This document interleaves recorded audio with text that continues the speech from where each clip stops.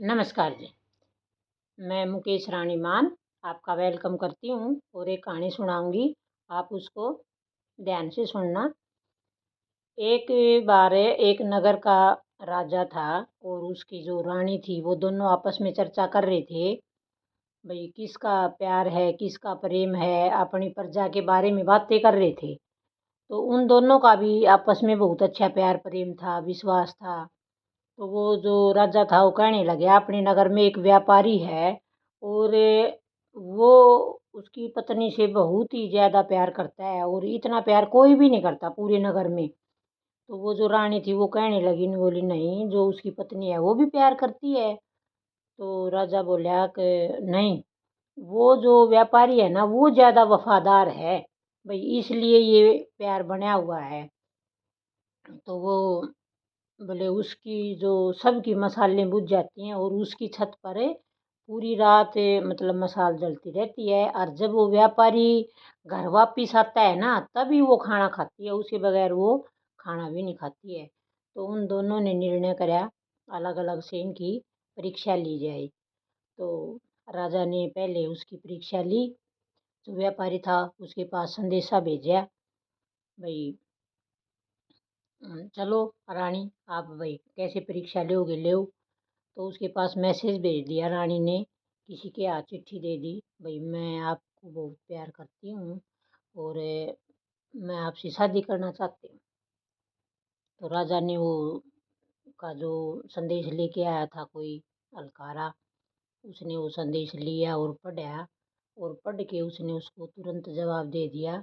बोला माफ़ करना, हाथ जोड़ के बोलने लगा, मैं सिर्फ मेरी पत्नी से प्यार करता हूँ और भाई मैं शादीशुदा हूँ और मेरे तरफ से माफ़ी मांग लेना, भाई मैं ये अपराध नहीं करूँगा।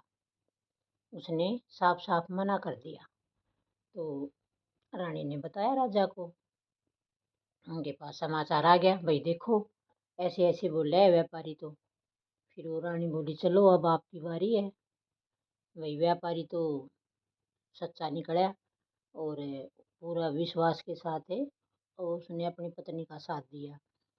फिर राजा ने क्या किया, उसके पास संदेशा भेजा जो उसकी पत्नी थी व्यापारी की, और उसने कहा भाई ये बोल देना मैं, मेरे को बहुत ही ज़्यादा पसंद है और मैं इसको अपनी रानी बनाना चाहता हूँ।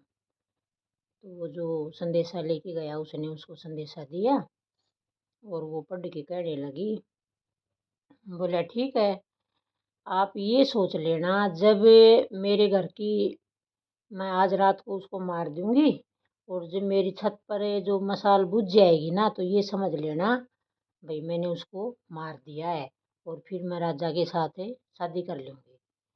अभी तो मेरा पति आया नहीं है। तो उसने जाके बता दिया, भाई ऐसे ऐसे कहा है उसने। तो राजा का एकदम से दिमाग खराब हो गया। तो उसने मतलब अपने आदमी लगा दिए, भाई किसी भी तरह से व्यापारी की जान नहीं जानी चाहिए।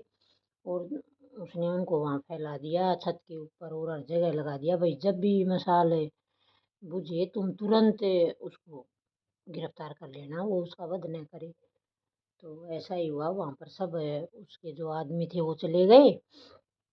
और जब वो व्यापारी आया तो क्या हुआ, जब वो मसाल बुझी और एकदम से वो गए तो देखा इतनी देर में तो वो फांसी से लटक रहा था और व्यापारी को उसने मार दिया था। तो उन्होंने बताया, उसको गिरफ्तार कर लिया, बोले जी हम तो नहीं बचा पाए और इतनी देर में तो उसने उसका वध कर दिया था। तो राजा को बहुत भयंकर दुख हुआ और इतना दुख हुआ, वो बिल्कुल मतलब सब तरफ से उसका मन इतना एकदम से विचलित हो गया, भाई हम परीक्षा ले रहे थे और हमारी वजह से उस व्यापारी की जान गई और वो बेगुनाह था। तो उसने क्या कराया, उसने आदेश दे दिया, उसने बोला पूरे नगर में उसको औरत जात से ही नफरत होगी, उसको इतनी नफरत होगी। बोले मैं जंगल में जा रहा हूँ, मेरा भाई दिमाग घूम गया बिल्कुल, और मैं जब वापिस आऊँ ना शाम को तो मेरे को कोई महिला बची हुई नहीं मिलनी चाहिए, सबके अलग कर दो सर धड़ से। ये फरमान सुना दिया। और जो उसका मंत्री था उसने सुना, और राजा तो लेके घोड़ा जंगल में चला गया। तो उसको पीछे से चिंता हुई, भाई ये कैसा फरमान, ऐसे पूरी नगर की महिलाओं को कैसे मृत्युदंड दे दे। तो वो अपने घर गया तो उसका पिताजी था, बोले भाई क्या बात, वो चिंता मगन था। बोले क्या करे भाई, राजा ने ऐसे ऐसे फरमान सुनाया है और शाम को मैं आऊँगा, तब तक आप सबका वध कर दोगे। तो उसने कहा आप ऐसे करो, कहीं छुप जाओ, राजा को दिखाई मत देना, और इस बात का जवाब मैं राजा को दूंगा। तो शाम को वापिस आया तो राजा ने देखा सारी महिलाएं ऐसे ही घूम रही हैं, काम कर रही हैं, सब कुछ ऐसे का ऐसे। तो उसको बहुत गुस्सा आया। उसने बुलाया, मंत्री कहाँ है? तो वो तो छुप गया था। तो जो उसके पिताजी थे वो घर आए, बोले कहाँ है वो? बोले जी मैं दूंगा इस बात का जवाब आपको। एक बार बोला मैं, चलो मैं आपको दिखाता हूँ। उसको कब्रिस्तान में ले गया। एक बार बोला जब आपके पिताजी राजा थे तो मैं उनका मंत्री था और मैं उनके साथ था। हम जंगल में बाहर जा रहे थे और वहाँ पर क्या हुआ, एक आदमी जैसे आया और उसने एकदम से मेरे तलवार लगा दी गर्दन पे और बोला दो कब्रें खोद, और नहीं तो भाई। उसको समझ गया भाई एक में तो तेरे को ही सुलाएगा। इतनी देर में ही बोला एक छत के ऊपर से लाश गिरी गर्दन कटी हुई। बोला इसको दफना दे इसके अंदर। तो उसको पूरा डर, उसके मन में ये हो गया भाई दूसरी लाश है ये, तेरी ही कर सुलाएगा इसके अंदर। तो इतनी देर में जो उसकी लाश उसके अंदर गिरी थी, वो उसकी उसने अपने वो नकाब उतारा और उसको दिखाया और ऐसे बोली मैं भैया अपनी गर्दन अभी काटूंगी और तुम हम दोनों को दफना दो, ये मेरे पति हैं।